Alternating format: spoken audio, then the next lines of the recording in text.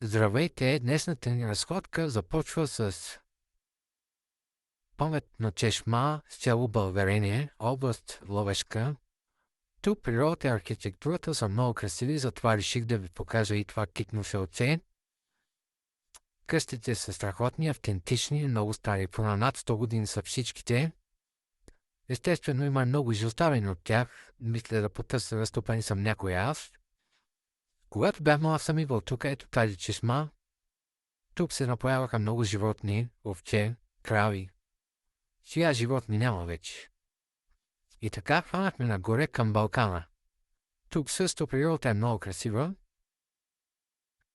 Малко е зимно при нас, но времето беше страхотно. Тук открих още една чешма, от която вода не течеше вече.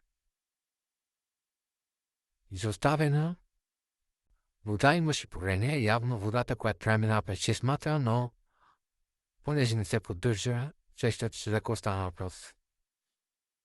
Иначе природата беше страхотна, в който може да проявя. Тук намерихме една дупка и реших да минем през нея. Аз седнал на първи, а моята пасажирка втора. И намерихме един тунел със светлина. Тръгнахме напред. Всъщност, тунела го знаехме, от тук дойдохме, но иска да ви изненадам с нещо. И към светлината до самият край на тунела. И излязохме пак до втората чешма, където ви казах, че напояваха конете и крабите и животните преди. Денят беше страхотен, взимахме много, Балкана в България е страхотен. Отидете, разходете се, само че внимавайте, защото има и мечка. Отново изостава на къща, помня я, като малък беше много оживено, много красиво беше. Тук някой се прибира сенче. Едно куче лаеше по нас. Къщите са много красиви, много стари, аз харесвам такива битови, където са.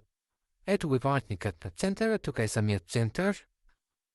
Благодаря ви, посетете село Българение. Чао!